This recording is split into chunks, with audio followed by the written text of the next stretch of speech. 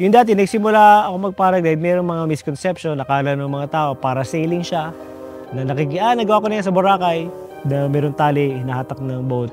Hindi yun ng paragliding, hindi rin siya tumatalon sa aeroplano, nahuhulog ka, bubuksan mo yung parachute, skydiving yun. Ang paragliding ay isang sport na para maging pilot ka, meron kang dadaan ng course or training program na merong theory, iintindihin mo yung mga bagay na bakit lumilipad ang isang mukhang parachute. Aaralin mo yung aerodynamics, parang piloto ng isang aeroplano, pero ang ginagamit mong pakpak ay pwede mong gawing backpack.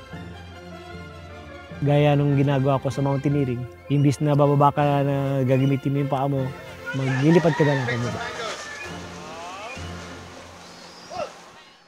Nasa syllabus may mga level. Pilot level 1, pilot level 2, pilot level 3. Yung una is, sasakay ka muna. Since beginner ka, iangkas ka muna ng tandem pilot. Sunod nun, kung gusto mo pang ituloy, pwede kang mag-attend ng mga introductory course. Manonood ka sa video online, magpa-practice ka ng ground handling. Yung parang sinasaranggola mo yung pakpak hanggang magkaroon ka ng confidence to inflate it by yourself. Eventually, magkakaroon ka na ng solo flight under supervision ng instructor. And then meron kang workbook, susulatan mo yun ang iyong mga naramdaman, bawat flight. Pagkatapos yan, ano ba yung sunod? Pwede ka mag-cross country or pwede ka maging competition pilot, pwede kang lumaban sa ibang bansa. Bukod lang sa pagiging tandem pilot, marami pang ibang aspeto ng sport. Sa ibang bansa, merong ina-apply na lisensya, pero sa Pilipinas, merong certification na ini-issue ang school.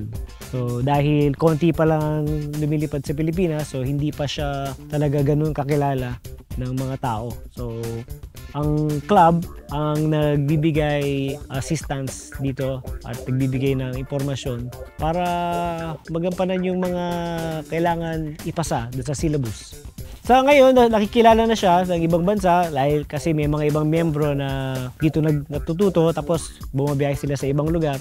Ito yung pinapakita nilang parang katibayan na nag-aral sila para lumipad ng paraglider. So, para tuloy-tuloy yung saya, ay dapat i-observe yung full safety aspect ng sport. So, kailangan alam mo yung panahon, weather dependent, tama yung equipment na ginagamit mo, meron kang harness, yung parachute, meron kang backup reserve. Sa isang paragliding activity, para magawan mong safe yung sport, ang una mong chine-check dyan is weather. Kasama dun sa course, tinuturo dito sa nag-aaral o nagsasanay, may mga weather apps or mayroong mga local weather station na pwede mong basihan kung maganda yung panahon. Or pag pumunta ka lang sa isang lugar na may bundok, mag-maaraw, hindi masyado malakas ang hangin, nakikita mo yung mga ibon lumilipad, ito yung mga senyales na maganda ang panahon para mag-paraglide. May mga challenges din sa paragliding katulad ng yung risk management. Siyempre, tao lang tayo. Hindi lahat ng oras nababantayan mo yung risk assessment. Kaya habang tumatagal ka sa sport, lalo mong nare-respeto yung mga dapat mong i-consider. Factors like being conservative, more on the safety side. Pag tinanong mo sa sarili mo na safe ba or kaya ba itong panahon na ito, hindi masyado malakas ang hangin. Sasabihin ko lang sa sarili ko na no, parang hindi na lang. Kasi mayroon pa namang ibang panahon o ibang araw na pwedeng lumipad na mas maganda. May mga nag-book or minsan nga naka-ready na, naka-strap in. Tatakbo na lang sila, lilipad na lang. Pero sasabihin mo, okay, we need to cancel, we're happy, we're safe. So ayun ang mas magandang feeling kasi hindi naman lahat ng oras is pwedeng lumipad. So, kailangan mo na ipaliwanag sa mga tao, sa estudyante, lalo na yung mga beginner, na it's a weather-dependent sport. Kadalasan, pwedeng i-rebook, pwedeng mag-antay, yung iba buong araw nag-aantay, yung mga tao talagang gusto lumipad, o yung mga bumabiyahe galing malayo.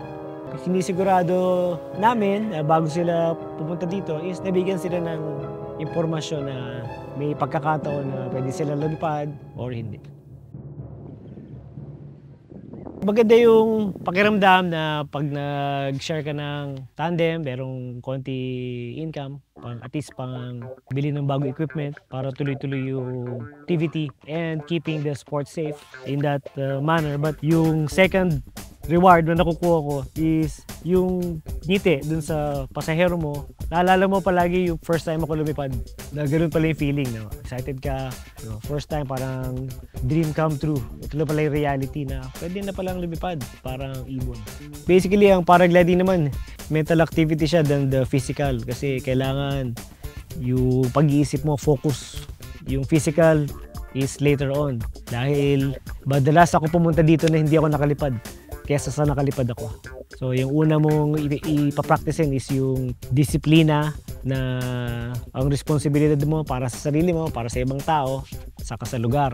Pero pag dumating ang panahon na tama yung panahon para lumipad, yan, very unique kasi hindi ka naman araw-araw nakakita ng mga taong lumilipad na walang makina. Kaya isa ito sa mga nagustuhan kong aspeto sa sport.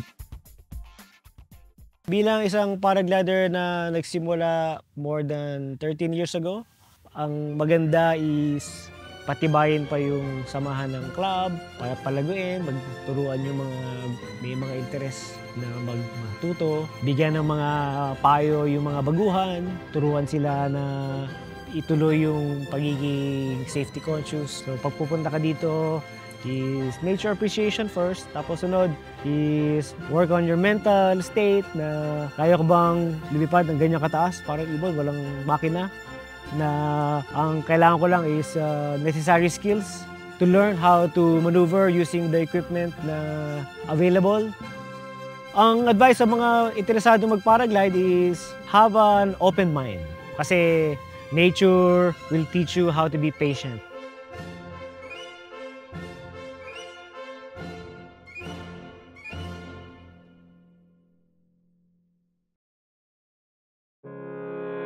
Mula sa pagsasaliksik, video shoot at editing, ang Lab City ay ginagawang aming 200% effort para ibahagi sa inyo mga inspiring contents.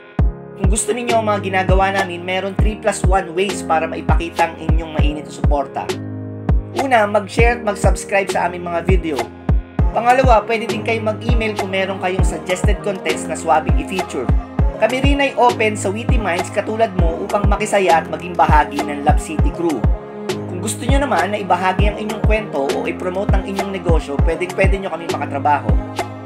Kung sa kategory man pasok ang trip nyo, please check the link below for more info. Kung nais nyo sumama sa aming paglalakbay, tara kasyudad, adto ta!